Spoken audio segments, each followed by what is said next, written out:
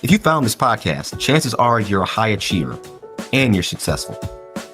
But now you're stuck and stressed, and you realize that everything you've created hasn't given you the fulfillment and the joy you thought it would.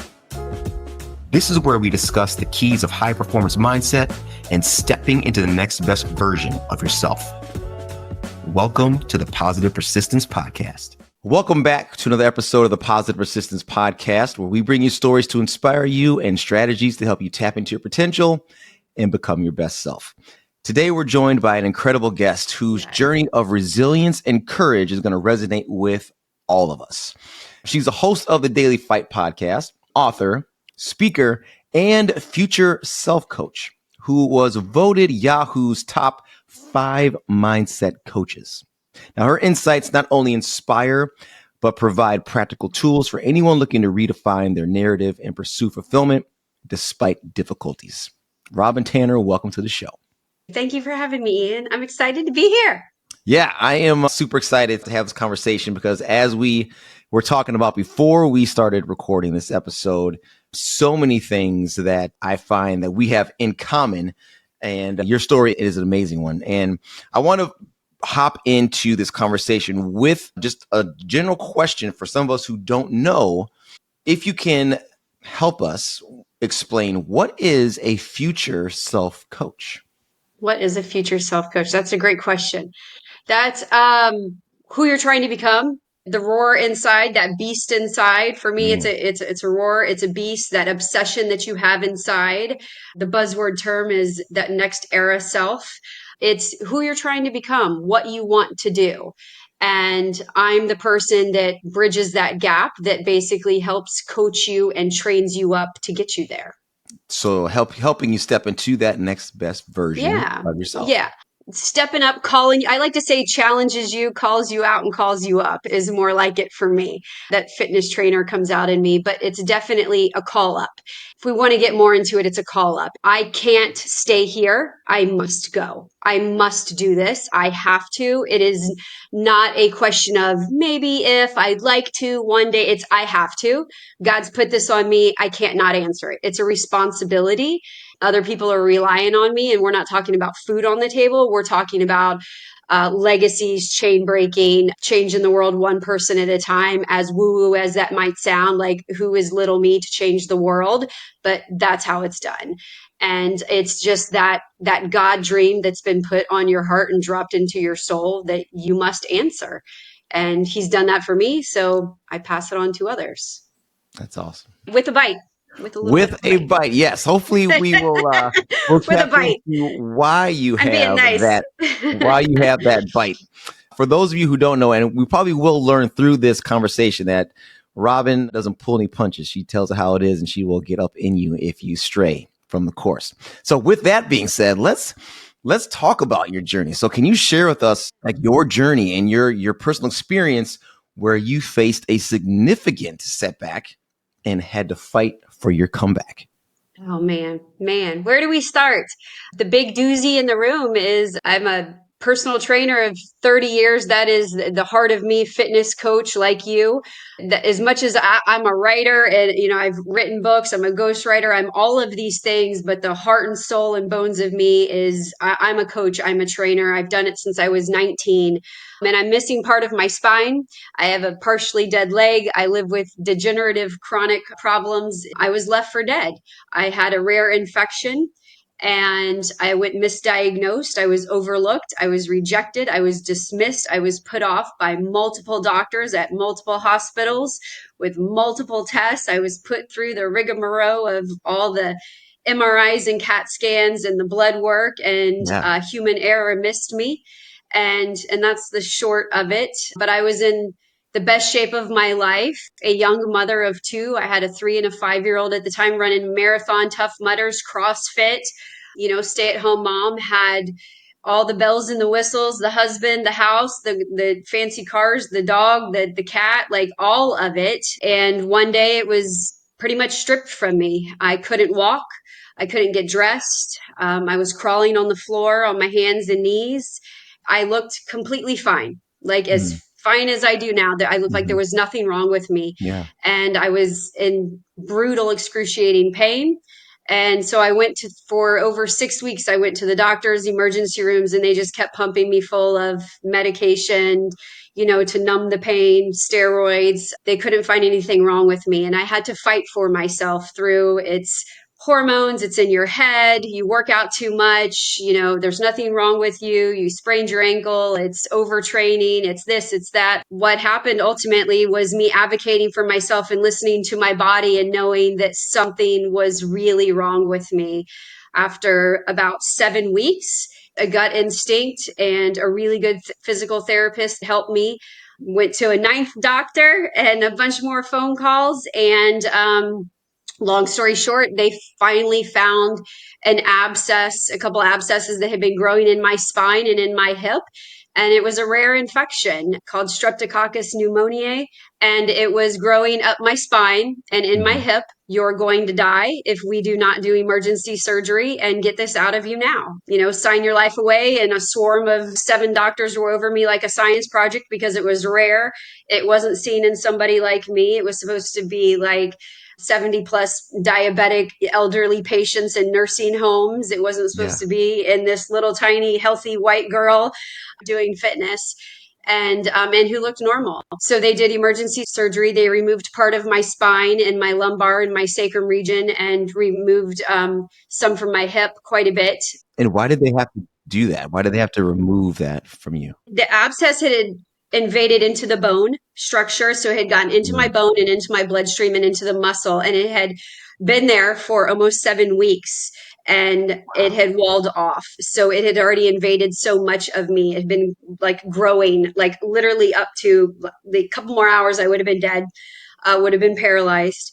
So they had to cut away the bone.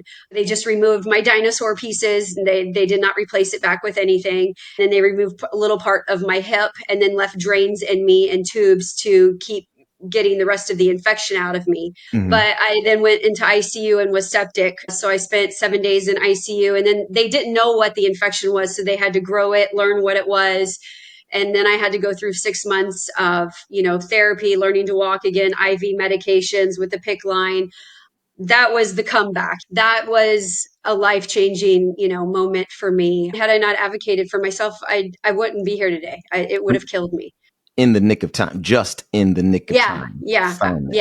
It was a radiologist that ended up saving my life. He literally walked right into the room and I knew the minute that somebody had finally, I still get choked up. I mean, I had been through 9 doctors and and I can't even count the other supporting role, nurses and people that had tried. He saved my life. He saw it on that scan and how they missed it, I don't know because it was it's massive. so crazy, Robyn. Like how you say that. It was human error. Like it was How just you a missed it, mistake. right? Yeah. Right. And my white blood cell count was like 38,000 and above. It was through the roof, which was like triple or quadruple what your white blood cell count should. They had never should have sent me home from the hospital. So, and I had been at multiple hospitals and had multiple hospital stays, and one was even seven days before they had even did the surgery, like a month prior. So it was just human error. I just wouldn't give up. I continued to challenge authority and I continued to challenge them that and listen that something was not right. There was no reason for me to be, I couldn't go to the bathroom by myself. I couldn't put on my shoes or so I couldn't bend over. I couldn't get in and out of bed. I was laying on the bathroom floor, like naked one morning. My husband was like, "What is wrong with you? What are you doing?" I literally couldn't, I was, had amounted to nothing and something was not right with me. And because I looked fine on the outside, they just kept passing me off to the next person. And it was, so that's something that I'm very a big advocate for now is that we hide the pain inside. And a lot of us are suffering internally because, and externally we're wearing this mask and this facade. It's something that's very near and dear to my heart now. And I know that it can be really frustrating when you're dealing with something and you don't know what it is. And neither do the doctors. Like they don't know what is going on. But what does it feel like on the other side of it when now you've been diagnosed, now you've had this surgery, and now you understand this is what was going on with me. And the other side of that is the doctors are now laying out your future. They're giving you your prognosis of, okay, well, this is what happened. Right. This is what you got. We did this surgery. And now this is what the rest of your life is going to look like. How did that go? Yeah. Yeah, that was huge for me because I've been active my whole life. And one of the first things they did was give me a list of limitations because they did remove part of my spine and didn't put anything back. It was like, you couldn't do this and you won't be able to do that. And I'm like, to hell, like that is not happening. I just lived. Like, I shouldn't be here and I'm Hmm. not paralyzed. My legs are going to work. Like, we're going to, so I was a big boxer. I was a big into CrossFit. I was a big runner. There were certain limitations that I could see, but it was like I couldn't stand, I couldn't sit, I couldn't go horseback riding, no roller coasters. You can't box again. You can't hit again. You can't lift anything above your head ever again. You won't run it. You won't do a marathon again. Like, there was just a laundry list of things, like no high heels, like just weird things. And I'm like, this is ridiculous. And I'm like, I don't think so. There was a few things that I have yet to be on a horse because if I get thrown off a horse, there's certain things that just aren't worth the risk for me. I can't ride a bicycle. There's certain things like that. So I understand certain limitations are not worth the risk of Hmm. my life. Hmm. But there were other things that I defied. And then there's other things that I learned, like, so I ran a marathon again. I'll be damned. And I know that's one of the things that you did too. So I went and I showed my physical therapist and my doctors, I'm going to go run a marathon. It was ugly and it was not pretty, but I ran that second marathon, missing part of my spine and a partially dead leg. And I was really proud of that. I did CrossFit again after that. I opened my gym after that. I redid all my personal training certifications after that. I did contact boxing again after that. Like, I taught people, I trained people, like I helped people for a living, like, lose weight and get on stage. I did bikini physique shows after that. So like, I didn't let this define me, as far as Amazing. strength and power, Yeah. but I did learn that there were limitations that would become a new normal for me. Hmm. So I knew that there were going to be things that I would test my limits. This is what I can withstand pain wise. And then it would take me out for days or weeks. Can't do that, or that I can't do it at that intensity level, or Hmm. my body can handle this, but then it takes me 5 days to recover. So let's go back. So instead of giving up or throwing in the towel, which I saw a lot of clients, do, and then just give up, or I can't, or never try out of the fear, the anxiety, or the what if, like, I can't do it, or it's going to hurt me, or the doctors told me I couldn't, so I can't. Yeah. I would try and test the limits, right? And then go back and try again at a lesser volume or a lesser intensity or a lesser pace, and then see if my body could withstand it. So I did a lot of testing and experimenting to see, where I would be as far as what this would do to me pain wise, chronic wise, Hmm. and then what it would do to me emotionally, because the emotional and mental side effects were probably worse than the physical ones that I was left with. We are so connected to our identity.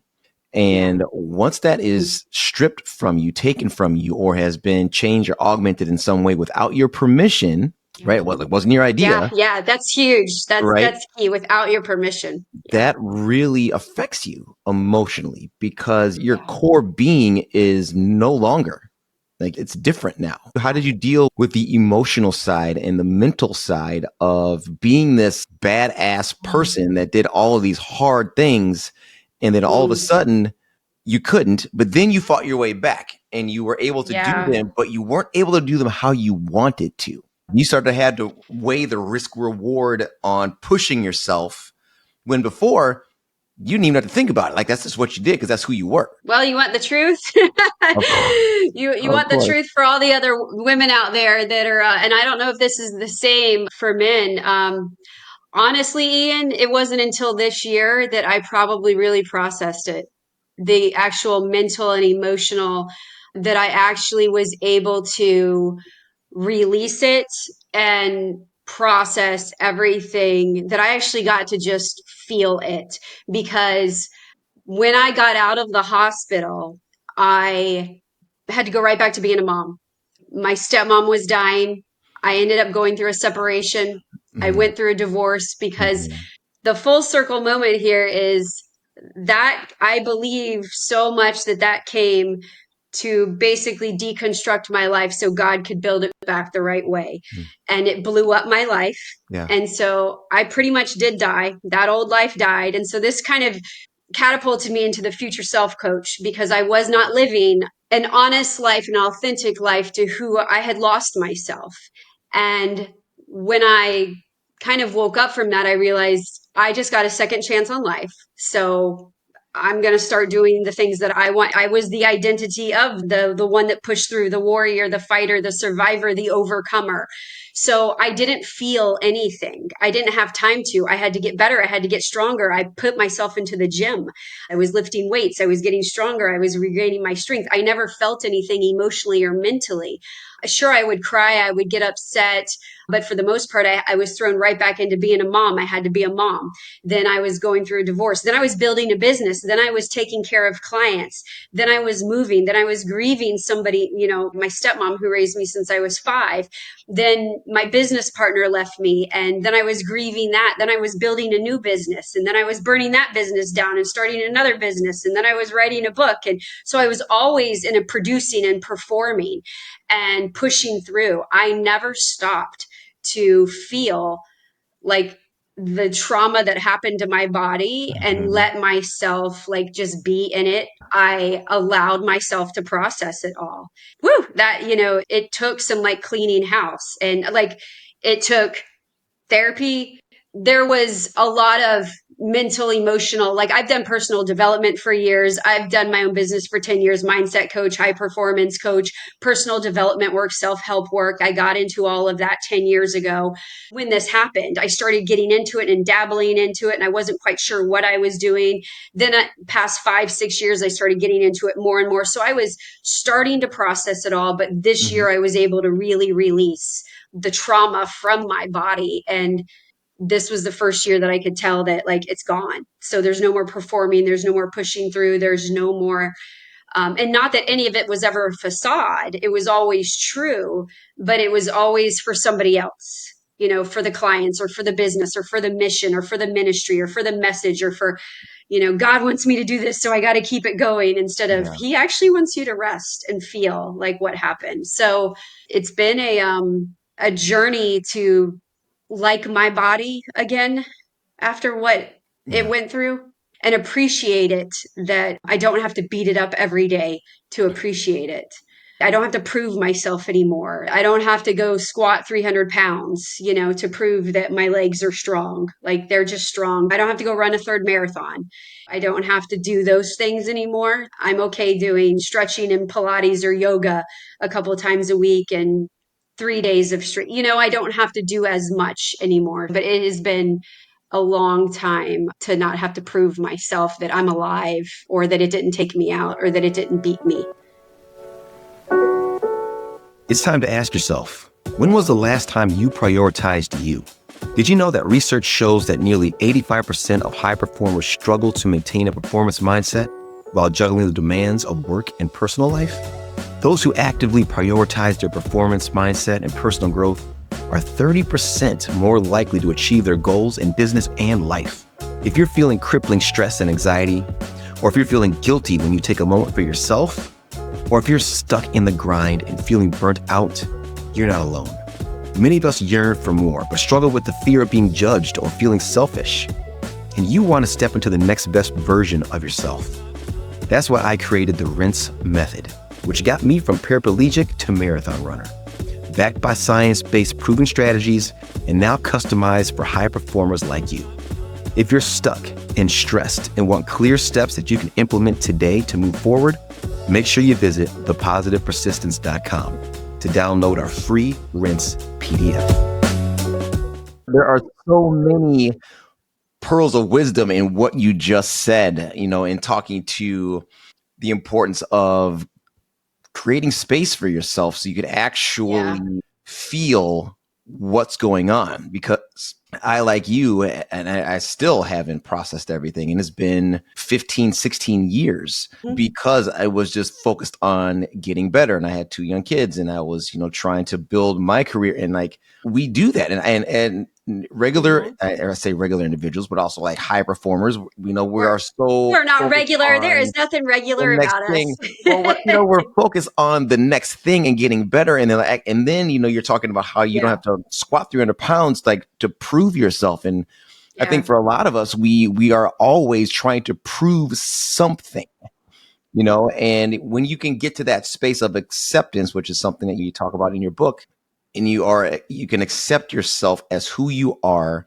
and be happy with that. You don't have that tendency to need to prove to yourself and others like you're worth, like you're good. You understand who you are and what your value is, and you don't have to do that anymore. You have a very just do it mentality, right? That's in your DNA. In your book, which you guys, this book, The Machete Mentality, go pick this up.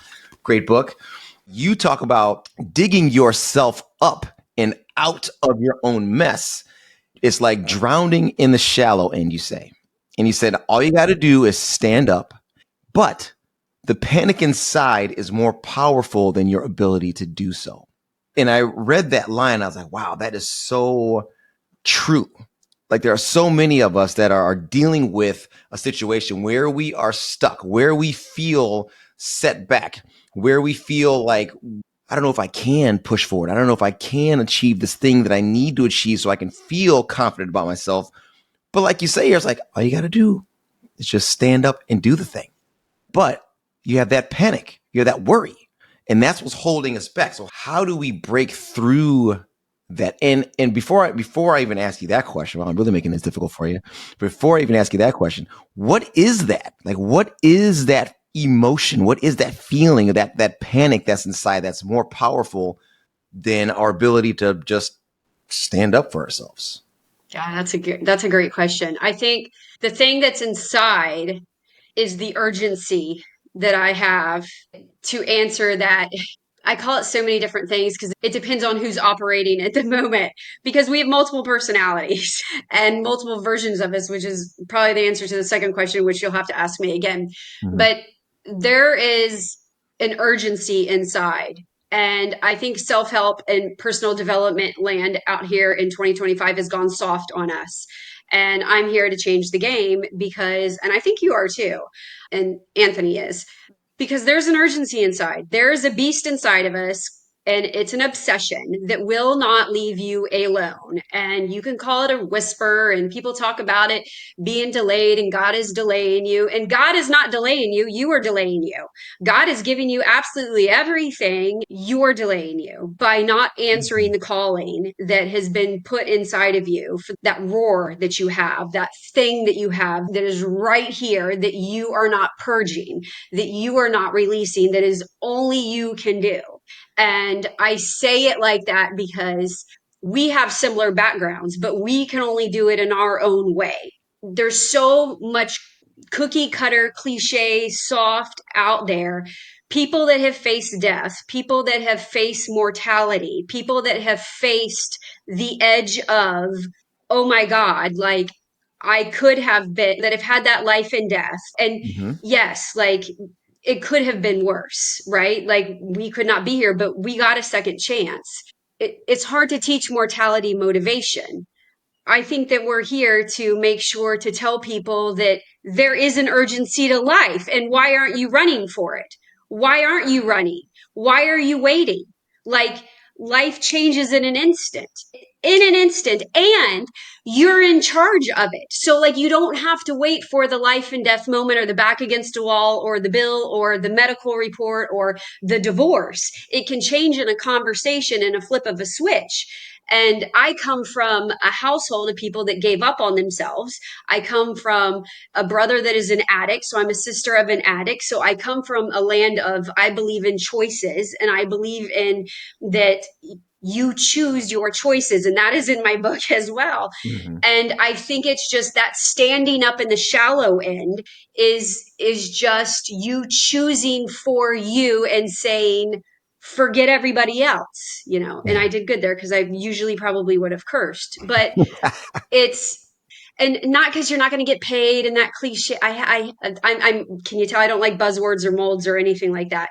It's the thing that you have to do, like no matter what, Mm-hmm. you just, Like I have 7 books I have to write. So there's an order of importance to them so that my kids see them. So that if something were to happen, I leave this legacy behind. There's certain chains I have to break in my family so that my kids don't, so that they outrun me, so that they don't repeat some of, I didn't break all, but I've broken quite a few chains. But there's just a knowing inside that you have. And I believe everybody already knows what it is. They know when they're done. So I don't know if men have that done feeling or not, but when women have decided they're done, they're done. But the problem is a lot of them stick around too long because they don't have gold balls to actually go forward. They're too soft. And the world out here today is telling them to continue to be soft. And Mhm. I want to get up here and I want to speak for women that you need to fight. You're going to have to fight for it, not all the time. And that doesn't mean force or manipulate or control. That's not what I'm talking about. But you're going to have to pick up your sword and you're going to have to fight. That's what standing up in the shallow means for me. And I'll be damned. It'll be the last thing I do is try to teach people how to do it so that you don't have to face that mortality, motivation, because nobody should have to face that. Nobody should have to wait until you get that phone call or you get that life and death moment. We don't want to wish that on anybody. And we had that conversation earlier about why is it, like, as humans, that we, for some reason, need to be in that position to be able to Yeah. light that fire under our butts, to do the things that we need to do to push ourselves into that next best version of ourselves, or into those things that we have to do to be able to improve our situation. Because it's so much easier to be comfortable in misery than it is to be uncomfortable and striving to become your best. That, or they don't believe. They don't believe. They don't have an open enough mindset. They don't believe in themselves. They don't have self-trust. They don't have faith in themselves. They don't have faith in something bigger than them. But I think and they're not listening to conviction. And that is that beast inside. Comfort for me is very like comfort for me is like turning on Law and Order every single night so I can actually stop thinking about like work for a minute, so that I can be like, can I just not think about like work and the mission that I'm on and let me just like zone out to Law and Order. But I think it comes down to just having faith in, and I'm not talking religion, I'm just in yourself. And you can't have faith in yourself if you don't go like do hard things. And I know that sounds cliche and cheesy, but it's like, and I guess that's the fitness thing. That's one of the things I love about the gym, like bringing it back to the gym. Everybody in the gym, they're all in there for a reason, right? Mhm. Everybody's at the gym going through something, aiming for something. They got a goal. They're getting over something. They're trying to achieve something, overcome something. They got some mental, emotional, physical, some type of adversity story going on. They're in Mhm. there trying to make themselves better. Ain't nobody in the gym trying to make themselves worse, So it's like when I go to the gym, I'm like, I just look around at everybody, of course, now, and I'm going to have to say, because it's coming up into my little squirrel brain, I'm like, we need better dress codes in the gym. When we go to the gym, we're trying to make ourselves better. Mhm. And it's like gym and church. You never regret going to either one, but it's like getting there. So if we could just get people to like start doing things that would make Yeah. them believe in themselves. And the only way you can start believing in yourself is if you actually start doing the thing that you like to do. And people are too scared to do the thing that they like to do. It's really that simple. We overcomplicate it. It's really that simple, Yeah. Ian. Like it's do what you like to do. I like to write, so I write. I like to speak, so I talk.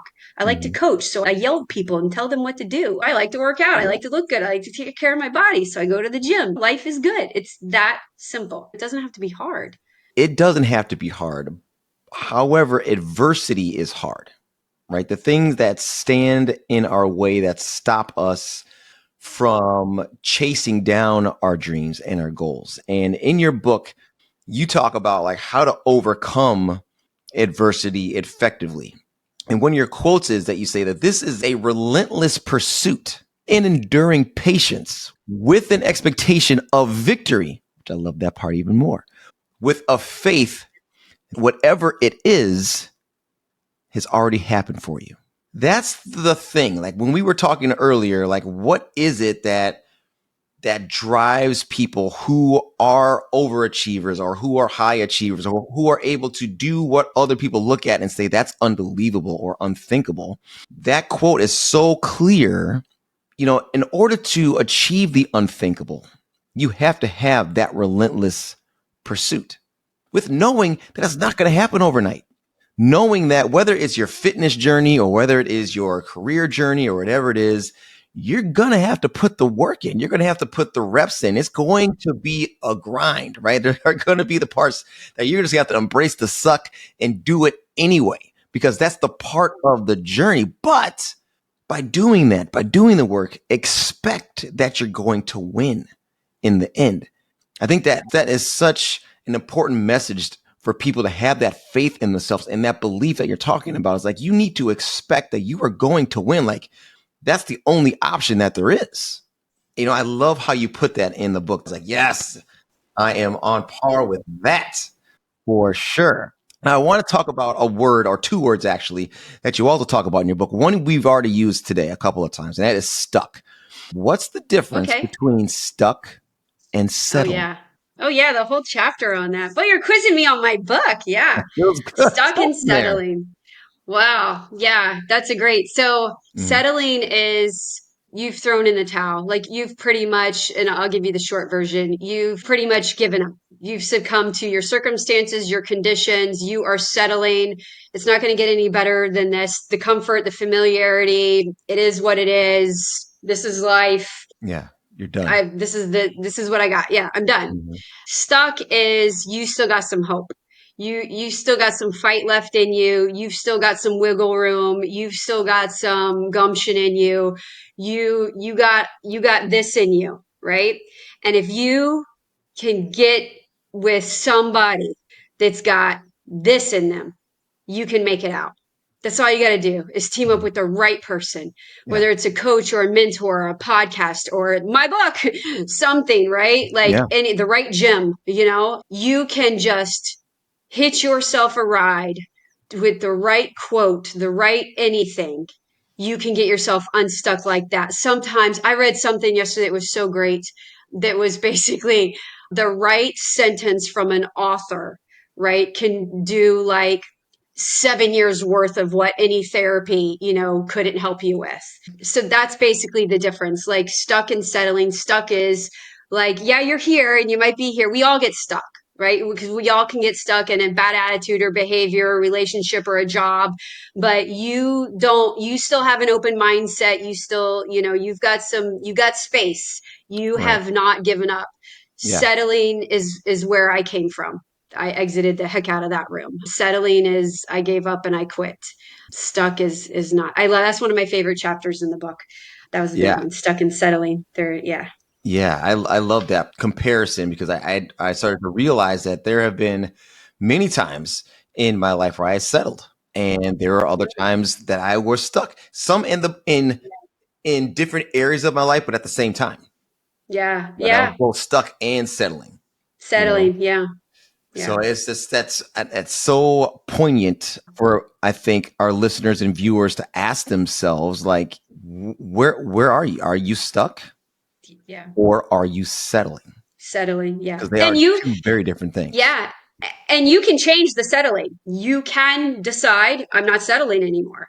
You Mhm. can change your mind at any time. You can decide, I'm done settling. Today is the last day I'm settling. Done.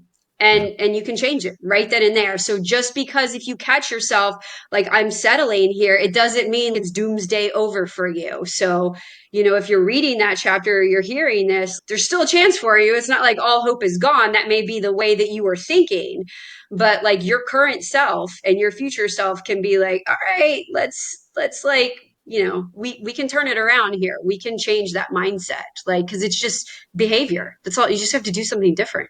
It's really that simple. It's simple. It's not easy. It can be that easy. It doesn't have to be that hard either.